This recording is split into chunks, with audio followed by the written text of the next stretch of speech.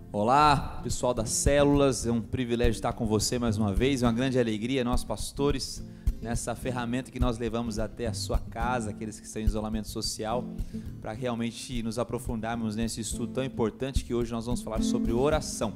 Em falar em oração, nós já vamos orar, cantar e realmente compartilhar da palavra juntos. Vamos orar?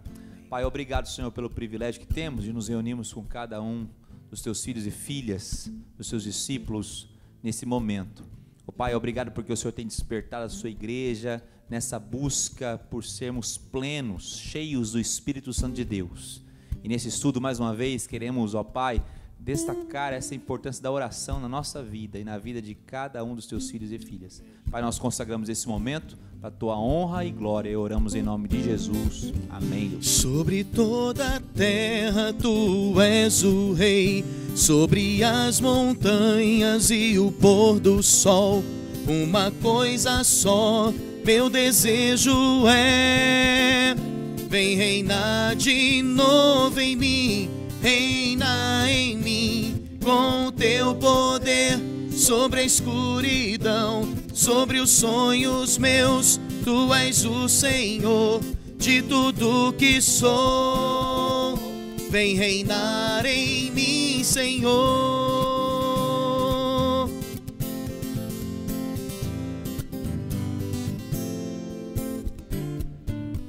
Sobre o meu pensar, tudo que eu falar, faz-me refletir a beleza que há em ti. Tu és para mim mais que tudo aqui. Vem reinar de novo em mim, reina em mim, com o teu poder sobre a escuridão, sobre os sonhos meus, tu és o Senhor de tudo que sou.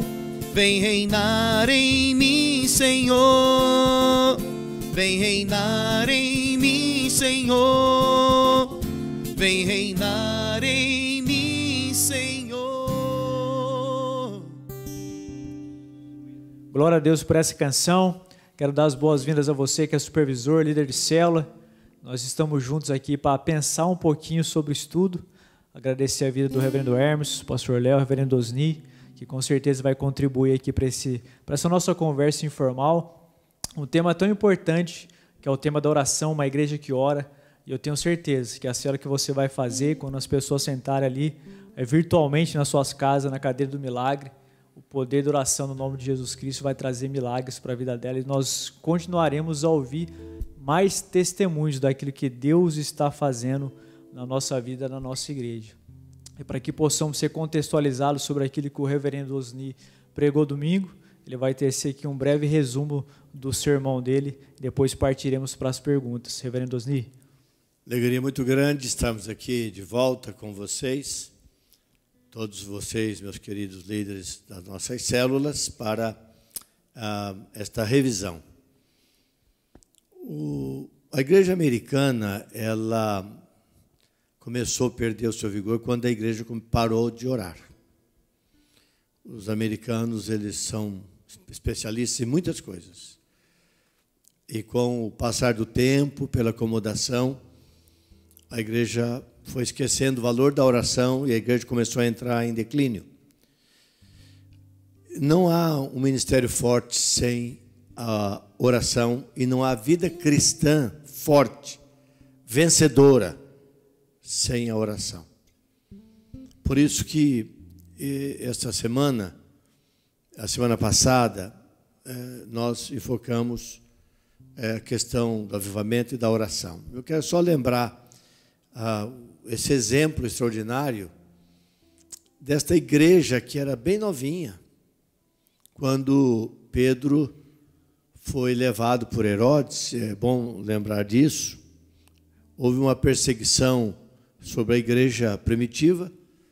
Primeiro, Herodes mandou chamar Tiago e decapitou Tiago. Tiago era apóstolo da igreja. Ele era um líder da igreja. Ele é um apóstolo de Jesus e líder da igreja. E aquilo lá deu o maior sucesso do mundo. Olha, Herodes está matando os cristãos, porque os cristãos eles eram odiados pelo povo daquela época. E daí chegou a vez de Pedro. Se gostaram da morte de Tiago, vamos agora pegar um forte líder do grupo. Porque Pedro era ele era um homem extraordinário. Ele era um líder nato. Ele era um cara carismático e tomava iniciativa de muitas coisas. Vamos matar esse também. E tudo aconteceu quando Pedro, então, foi levado para a prisão. E quando os irmãos souberam, as células souberam, que Pedro estava encarcerado, que Herodes mandou prendê-lo, porque Herodes queria fazer uma festa com a morte dele. E esperar passar ali a festa dos pães asmos, que era uma festa tradicional entre os judeus. Então, no encerramento, vou encerrar com a decapitação de Pedro. Só que, desta vez, algo extraordinário aconteceu. E aqui está o cerne do sermão do domingo passado. A igreja começou a orar e diz que ela orava incessantemente, isto é, ela perseverava na oração. Ela não parou de orar. A igreja focou. A igreja estava pedindo um milagre e focou no milagre. Qual era? A libertação do pastor Pedro. Por quê, irmãos? Porque nós não podemos esquecer que em qualquer momento da nossa vida nós enfrentamos dificuldades. E é como está a nossa vida. E de onde vem a resposta do milagre da nossa vida em tempos de dificuldades? Nós estamos vivendo um tempo agora de isolamento. Ninguém sabe o que é esse vírus aí. Eu falo vírus chinês porque veio lá da China. Ninguém sabe, ninguém não consegue ver o tamanho do vírus, só com microscópio. Não sabe quem tem, quem não tem, quem vai pegar, quem não vai pegar, o que a pessoa come que não pega, o que ela não come que pega.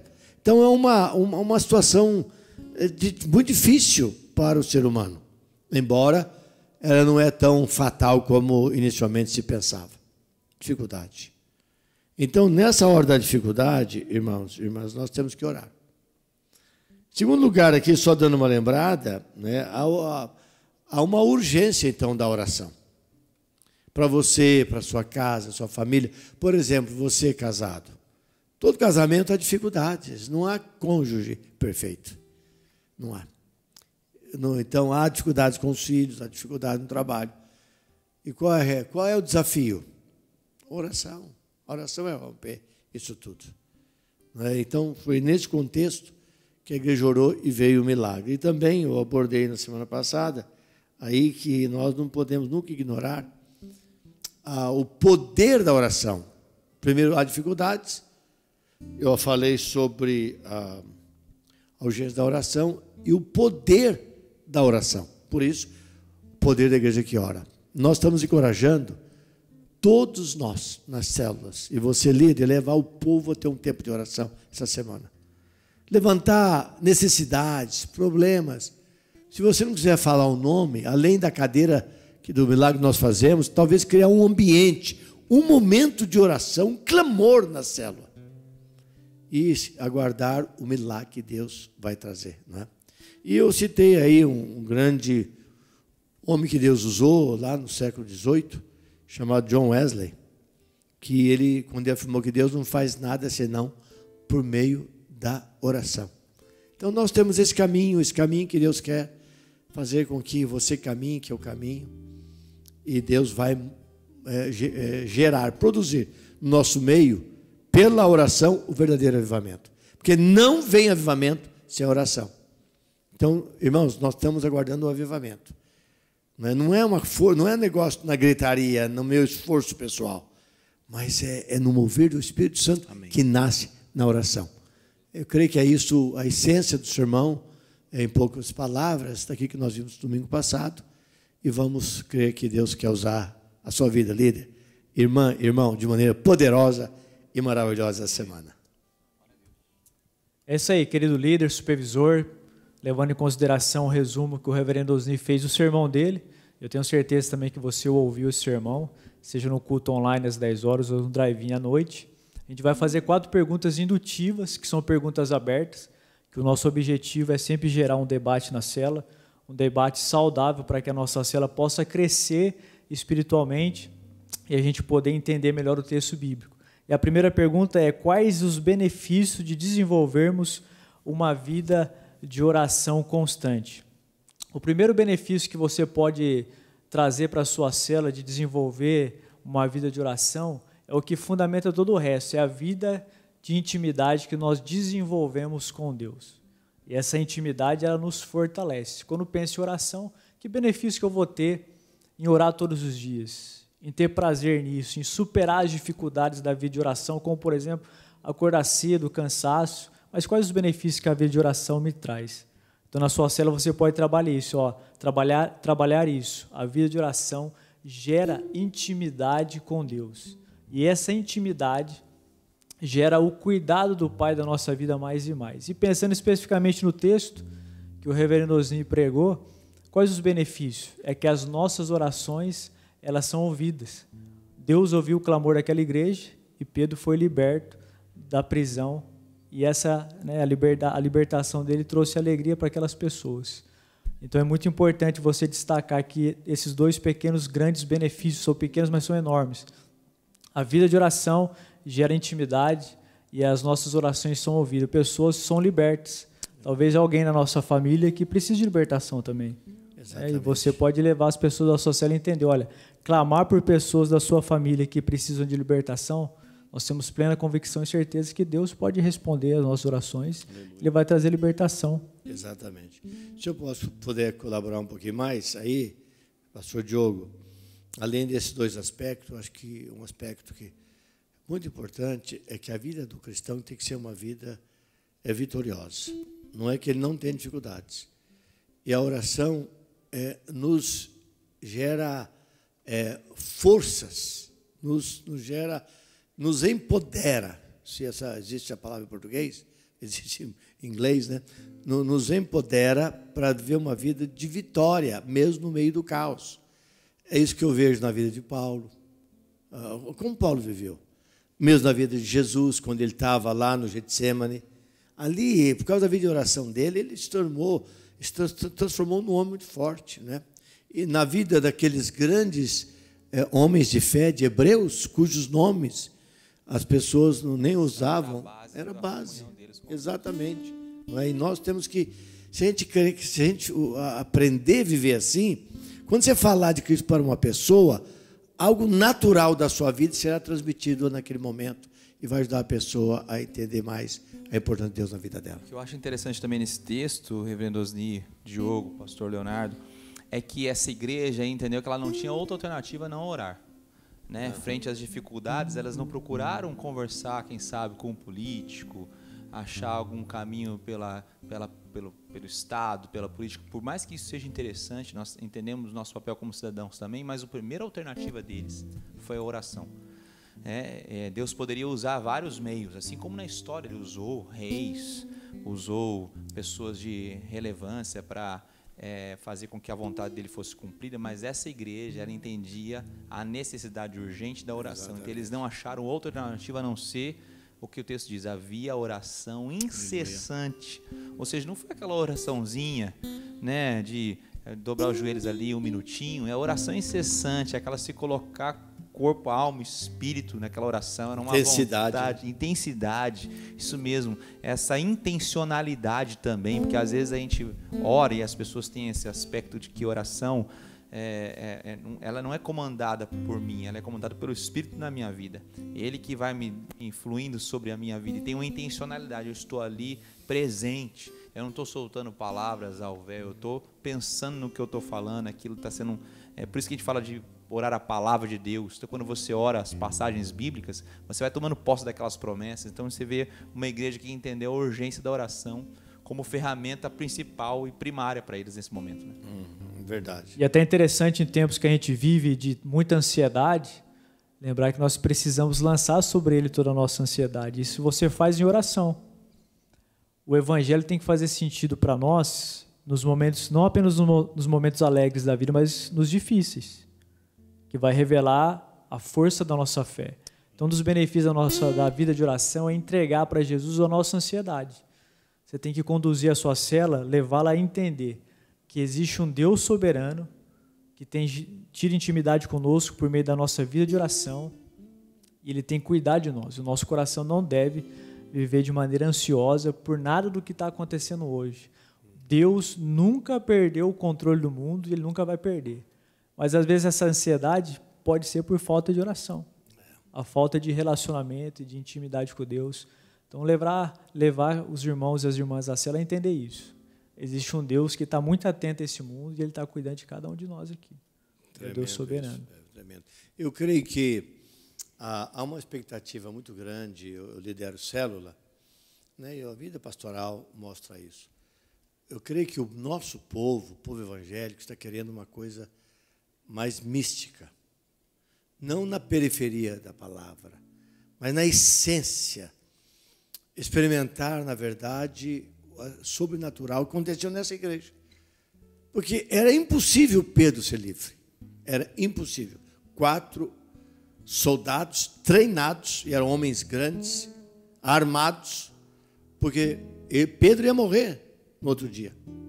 Eram 4 escoltas de 4 soldados. Então, eram 16 soldados. Mas então, no revezamento. Revezamento. Então, veja só. Gente, calma lá. Só Deus pode fazer isso, como fez, né? Então, eu creio que nós, líderes, precisamos de criar um ambiente em que a fé ela possa fluir, aflorar no meio da célula, e Deus começar a fazer uma visitação de milagres na vida das pessoas, por causa da oração e da autoridade na oração. Porque, eu não sei a experiência de vocês, as pessoas sentem quando a oração ela é vazia e ela é fria. Não é mesmo? Então, mas nós sentimos quando a oração, ela brota do nosso coração, algo que vem de dentro pelo Espírito Santo de Deus. E aquilo é como uma bomba, né, que explode no coração, na mente da pessoa que está passando por lutas, e Deus vai agindo e o milagre vai acontecendo. Glória a Deus. O segundo ponto do nosso estudo tem como título a pergunta: quais as principais estratégias do diabo para tentar frustrar o avanço da igreja? Pensando no texto que o reverendo nos pregou, uma das estratégias foi tentar aprisionar Pedro com o objetivo de falar: ó, a gente prende o líder, né, os seguidores dele lá não vai fazer nada, mas de fato é o seguinte: existem algumas estratégias que o diabo tenta gerar contra a igreja para que a igreja pare de continuar avançando e subvertendo o reino das trevas. Apenas um resgate rápido aqui. Roma, nos 3 primeiros séculos, eles foram subvertidos pelo poder do evangelho sem ter uma igreja de templo. Eles estavam nas casas, porque eles foram expulsos do templo. As células. Nas células. Então, o poder do evangelho ele vai sempre continuar avançando. A reforma protestante, diante de uma religiosidade muito fria, o poder do evangelho, a igreja que somos nós, se levanta e faz uma revolução. E assim vai acontecer. Só que o Satanás sempre vai tentar parar a igreja. Existem algumas estratégias que ele vai fazer para que a igreja desanime ou deixe de cumprir o papel dela na sociedade e no reino de Deus. Então é importante você, como líder de célula, supervisor, lembrar a sua célula que essas estratégias que Satanás levanta, como, por exemplo, algumas ideologias que o diabo levantou nos dias de hoje, com o objetivo de confundir a mente da igreja, dos cristãos, por exemplo. Eu posso citar aqui a ideologia de gênero. Terrível. Que quer incutir isso na cabeça das crianças no colégio. São estratégias diabólicas que tentam parar essa igreja que está crescendo. Existem outras estratégias. No Brasil ainda a gente não tem isso muito ferrenho, como a própria perseguição, risco de morte e tudo mais, mas são estratégias do diabo. Então, quando você pensar na sua célula, leve as pessoas das suas células a entender. Quais estratégias? Uma perseguição velada, por exemplo. Homens que Deus tem levantado com o que eu costumo chamar de um ministério secular na política, que são perseguidos, porque eles representam os valores de Cristo. Eles carregam no coração os valores de que eles são perseguidos, que é uma estratégia do diabo para parar aquilo que Deus está fazendo por meio da vida deles. Então, existem algumas estratégias sutis que acontecem no Brasil para tentar parar a igreja, para que essa igreja não continue avançando. E a gente nunca pode esquecer, lembre a sua célula, que as portas do inferno nunca vão prevalecer contra a igreja. Glória a Deus. Existem estratégias. Perseguição, que não acontece muito no Brasil aqui em risco de morte, mas uma perseguição velada em relação àqueles que são cristãos. Se você é um universitário, por exemplo, você sabe que você é perseguido na universidade porque você é um jovem e é cristão, você é ridicularizado, você é a igreja ali dentro, e eles vão perseguir você, são uma estratégia do diabo. A ironia, tirar sarro de você, mantenha-se firme ali dentro. Então, são algumas estratégias que o diabo levanta que você pode propor para a sua célula para que eles pensem sobre isso. Pastor Diogo, eu penso, inclusive, que a prisão de Pedro representava, por certo, uma tentativa de aprisionar a palavra de Deus, porque os apóstolos tinham a responsabilidade primeira da pregação. Por isso, até os diáconos foram eleitos, né, reverendo Oslim? Para que pudessem se dedicar ao serviço social. Oração e pregação. Exatamente, oração e pregação. Exatamente. Então, essa realmente é uma grande estratégia de Satanás, tentar tirar a palavra do centro e nos distrair com qualquer outra coisa que não seja realmente o centro da doutrina cristã. E por isso que fica para nós o desafio de, assim como foi a igreja primitiva, né, que também sejamos nós perseverantes na palavra, não é? E também, claro, na oração. E até mesmo na sua cela, se alguém pode compartilhar, talvez uma perseguição que ele teve no trabalho, por ser cristão, por estar evangelizando, né? Incentivar as pessoas da sua cela a compartilhar. Vocês aqui já participaram, sofreram algum tipo de perseguição? E isso que o pastor Léo falou é verdade, a palavra de Deus ela vai continuar fluindo. E a igreja vai continuar avançando. Porque sem isso que foi falado até aqui, o que é que acontece? O secularismo, ele pode entrar na igreja. O mundo hoje é um mundo totalmente secular. As grandes cidades do mundo são cidades secularizadas. As pessoas não têm mais interesse nas coisas de Deus. Você vai na Europa, você vai nos Estados Unidos, você vê muitas ex-templos que se tornaram em alguma outra coisa. Eu mesmo tive o privilégio de, quando nós estávamos lá morando, de encontrar um templo, e essa pequena igreja que eu era pastor, compramos junto com o Terry Geiger, um templo que estava há 25 anos fechado. Foi uma igreja ali, que reunia naquele templo. Então, o secularismo vai chegando, vai esfriando, porque as pessoas vão se desviando da oração, as pessoas vão deixando esse secularismo tomar conta da família, entra todos os ensinos que você deixa o seu filho nessas escolas, eles começam a ter pensamentos diferentes, e o que acontece? A família perde os filhos, os velhos morrem enfraquecidos, e a igreja não prospera. Então, é uma arma satânica, e o comunismo tem essa estratégia, de fazer isso nas escolas e na vida das crianças. Por isso que a palavra, como foi bem dito aqui pelo pastor Leonardo, a palavra não pode sair do centro. E nós temos que pregar a palavra de Deus, ensinar o povo a palavra de Deus. Pessoal, a pergunta número 3 é o seguinte: o que podemos aprender sobre Deus com os tempos apreensivos em que estamos vivendo? Primeira coisa, que nós somos frágeis. Nós somos muito frágeis. Esse vírus mostrou isso. E a segunda coisa que você pode aprender sobre Deus é que Deus continua poderoso. Independente de qualquer coisa, a sua célula precisa ter a plena convicção e certeza da fragilidade da vida humana.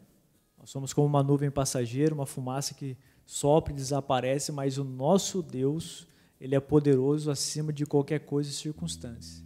Então, eu quero incentivar você que, nesse ponto, você possa enfatizar muito a questão que Deus é soberano e poderoso. E rememorar com eles histórias bíblicas do Antigo e Novo Testamento, como, por exemplo, Deus abrindo o Mar Vermelho, né? Davi o pequeno vencendo o gigante, porque foi no nome do Senhor, os milagres que Jesus Cristo fez. Rememorar esses eventos, essas histórias, traz esperança para o nosso coração. Então, o que a gente pode, né, aprender sobre Deus? Que Ele continua no controle do mundo. Aleluia. Ele mesmo. Ele é ontem, hoje e para sempre.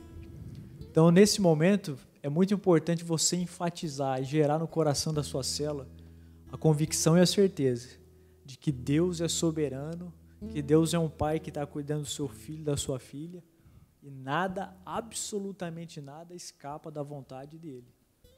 Deixe as pessoas das suas células entenderem isso. Olha, nós somos frágeis, houve algumas mortes aí, como sempre morreu por outros vírus, mas Deus ainda é o nosso Pai, soberano sobre todas as coisas. Nesse ponto especificamente, as pessoas da sua célula têm que ter a plena convicção que elas vão acordar no outro dia sabendo que as misericórdias do Senhor se renovaram e que esse Deus continua sendo nosso Pai e Ele vai continuar suprindo cada uma das nossas necessidades. Eu acho que isso aí só serve para a gente lembrar de verdades antigas, da nossa fragilidade, da soberania de Deus. Ou seja, a gente tem que lembrar das palavras de Paulo. Ele falou, quando sou fraco, é aí que sou forte. Quando eu entendo a minha limitação, é aí que eu entendo também a soberania de Deus. Eu acho que esse momento é para a gente se lembrar dessa grande verdade, né? E a nossa quarta e última pergunta é um compartilhar. Quais são as suas expectativas para o futuro? A ideia é que você possa conduzir a sua célula de maneira muito específica, trabalhando 3 temas aqui. Primeiro, as expectativas do futuro em relação à família delas. O que vai ser da família delas após essa pandemia que nós vivemos? Levá-los a pensar esse tempo juntos, em isolamento social. O relacionamento entre eles melhoraram. O futuro da sua família. Às vezes, relacionamentos que estavam trincados, eles foram sarados ali pela reconciliação. Então, quais são as expectativas? Que eu tenha uma família mais forte quando tudo isso acabar. Porque eu tive tempo de estar com eles, eu tive tempo de ligar para pessoas que eu não tive a oportunidade de visitar por causa dessa, né, não pode visitar, tudo mais. Lembrá-los disso. Após esse momento, eles compartilham sobre isso, enfatize, olha, como é que vai ser o relacionamento com a sua família após isso daí. Segunda coisa, leve-os a pensar qual é o futuro que eles esperam, o futuro de juntos estarmos aqui novamente, celebrando a Deus nesse templo aqui. Enfatizar para que a sua célula entenda a importância do ajuntamento.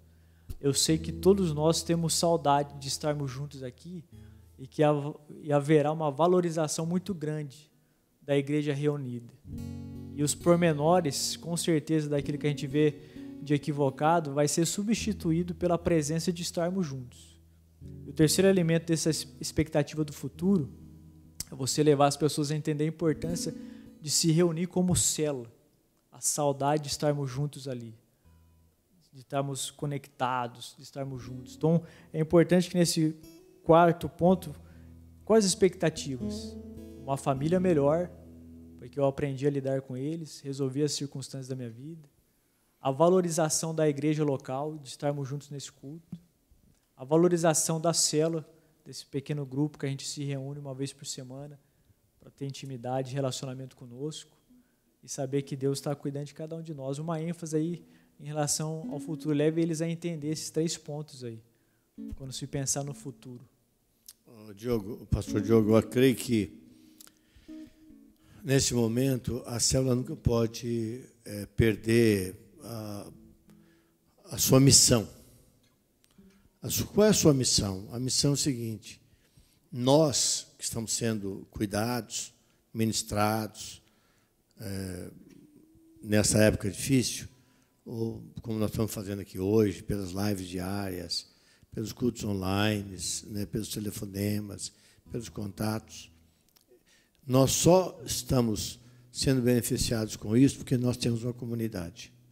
E aqueles que estão por perto da gente, amigos de trabalho, parentes, pessoas, vizinhos, pessoas que estão em sofrimento, que não têm isso, e não tem mais do que isso, não tem a expectativa de uma vida cristã abundante, como nós estamos falando aqui. Nós somos chamados, irmãos e irmãs, para reproduzir o que nós queremos um dia, e não apenas para cuidar da experiência que nós tivemos.